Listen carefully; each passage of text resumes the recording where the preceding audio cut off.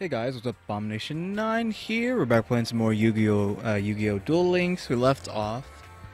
What did we open? I don't know which one we opened. Was it more the fairy one?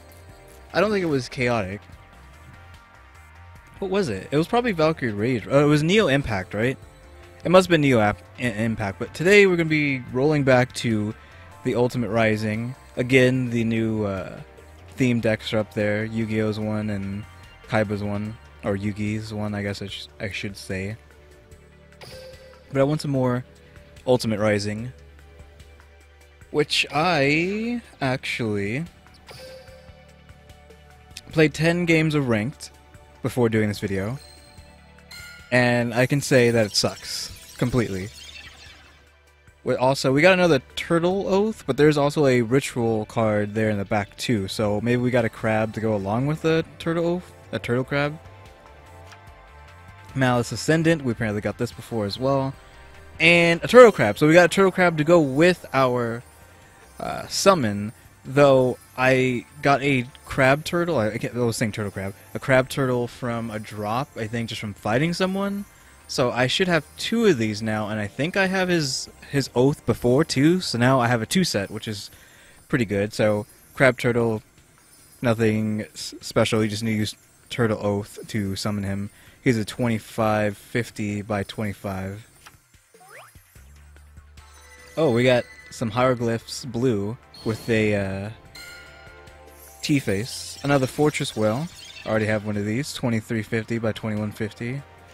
The Snake Hair. This is a zombie with 15 by 12.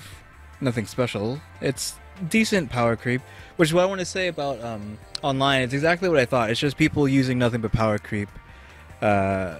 Just the strongest cards they can get away with that are that don't require you to tribute anything. Oh my god! Spear.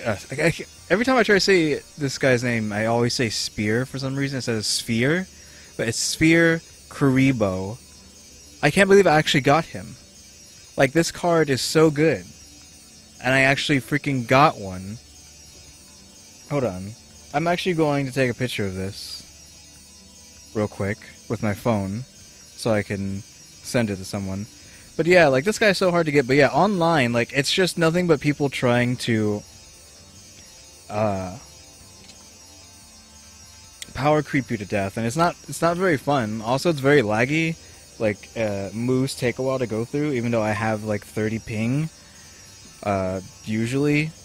In this game, like, whenever I do something, there's a slight delay, which kind of sucks. Again, power creep in a game where there is no chip, so if something's stronger than you lose. There's no beating it. There's no David and Goliath situation unless you put in some kind of technicalities with special effects. If it's just a strong card versus a weak card, the strong card wins, and there's no consequences. It's a battle of attrition trying to fight someone who has higher creep than you. But we can go into Sphere Kuribo here. So, when an opponent monster declares an attack, you can send this card from your graveyard, or hand to the graveyard, change the attacking monster to defense position. When you ritual summon a monster, you can banish this card from your graveyard as one of the monsters required for the ritual. So, not only do you save a monster on the field by throwing this away, and in your hand, by the way, you can use this in your hand to protect something. You can use it to ritual summon something else from the graveyard. It's an amazing card. A great card.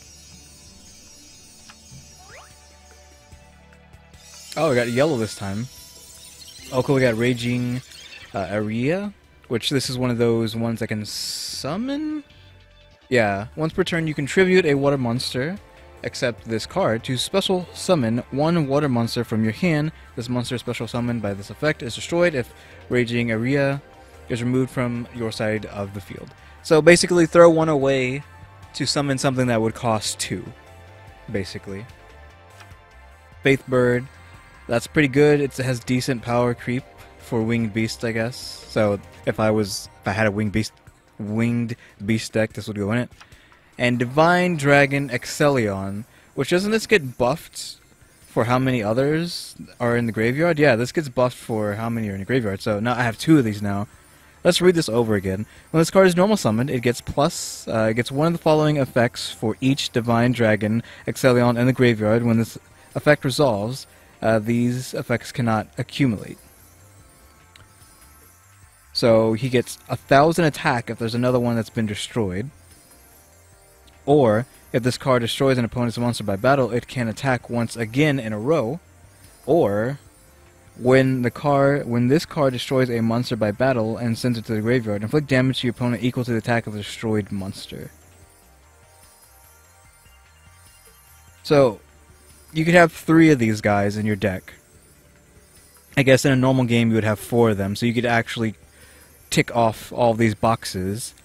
But you can only get 2 of these, though that's pretty good. You can give one 1,000 attack, and if he dies, the next one you play, you can give him 1,000 attack in one of the other 2. So it's a pretty good card if you have multiples. If you can actually hit multiples. Spell Absorbing Life. Skull Guardian, haven't got this guy before, it's a ritual card. Nothing special about it in his text, it's just a normal ritual summoned monster that's a 20-50-25, which is okay. And Twin Swords of Flashing Light Trice, which this is my second one, I believe. I already have one of these. It just allows you to attack something twice at the cost of 500 attack. Samsara. Element Soldier. This is a Fiend. This will definitely be going inside the Yugi deck, I think, if there's anything it could replace in there. This monster gets the following effects while there is a monster with the following attributes on the field. Water, he can't be switched over. Earth, negate the effect of an effect monster that this card destroyed by battle. So, it's okay, it's just decent power creep, average power creep. And Fulfillment of the Contract, so the equip card. Pay 800 life points, select one ritual monster from your graveyard, special summon it, and equip it with this card. When this card is destroyed, remove the equipped monster from play. That's pretty good, I guess, if you can toss the ritual monsters into the graveyard, and then just throw this down, and then boom, you got it for free, basically, just minus the 800 life points. We got triple Karibo this time. Ritual Cage. You take no battle damage from attacks involving a ritual monster you control. Ritual monsters you control cannot be targeted by or destroyed by monster effects. It's not bad. Meteor Rain during... I can read this... I'll go over this one because I don't remember. During this turn, when your monster attacks with an attack that is higher than the defense of your opponent's defensive monster, inflict the difference as battle damage to your opponent's life points. There's better cards. And another Twin Swords. We have 3 Twin Swords. Oh, T apparently liked something out of this. So Turtle Oath again. So we have 3 of these. An Hourglass of Courage, which is okay, but it's almost impossible to keep this thing alive. So, nah.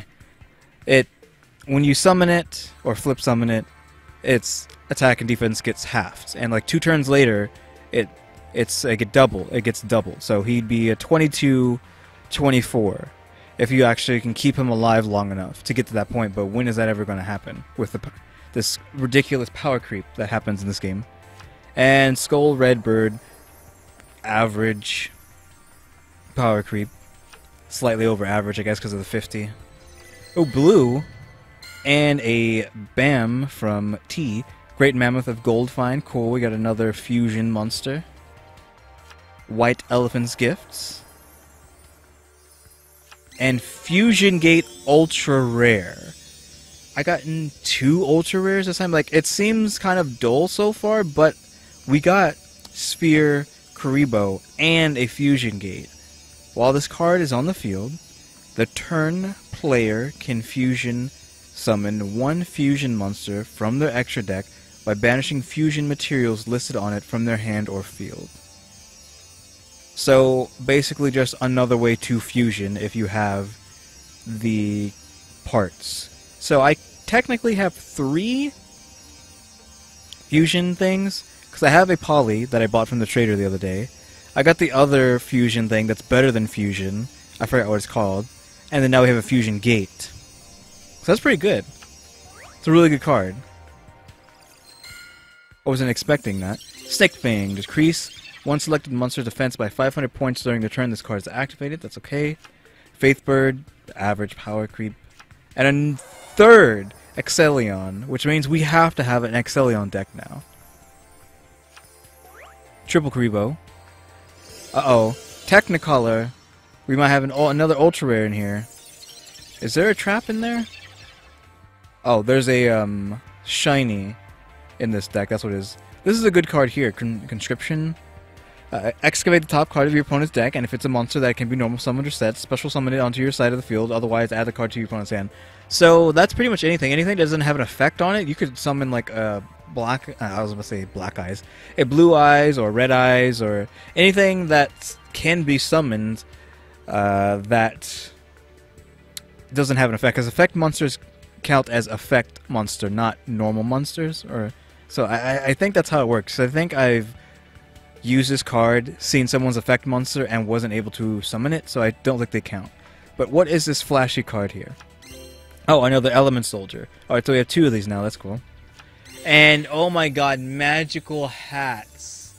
Yes, I wanted this card. This is an OG card, though I guess all these cards are OG. During your opponent's battle phase, choose 2 spell trap cards from your deck and a 1 monster you control. Special summon them as normal monsters attack 0/0 in face-down defensive position. Set the chosen monster if it is face up, and shuffle them on the field. The 2 cards chosen from your deck are destroyed at the end of battle phase and cannot remain on the field except during this battle phase. So this is a kind of a great card, because if they screw up and destroy your spell or whatever, well then boom, like you get to keep that monster 1 turn longer and potentially tribute it for something stronger next time, etc, etc, etc. You can understand the applications that this card can have. It's pretty good. It's weird that it's not an ultra rare, but we actually got some good stuff here, even though it didn't seem that amazing. There's nothing too great that I exactly wanted out of it, other than obviously the ultra rares or whatever, but because there's a lot of fairy stuff in here that I was hoping to get, but it's whatever. We got more crab turtles, I guess. So, Sphere, Karibo, amazing. Fusion Gate, amazing. Magical Hats, amazing. Now we have 3 Divine Dragon Excellions. Is there anything else in here that's great? I guess we got Turtle Guy, like I've already said. Another fusion monster, I guess. That's about it. That's pretty good. I mean, we got 3 of these now, but meh. So yeah, guys, thanks for watching. I don't have enough to buy anymore, so yeah. Thanks for watching. Tune into the next episode. Like, subscribe, comment if you do. See ya.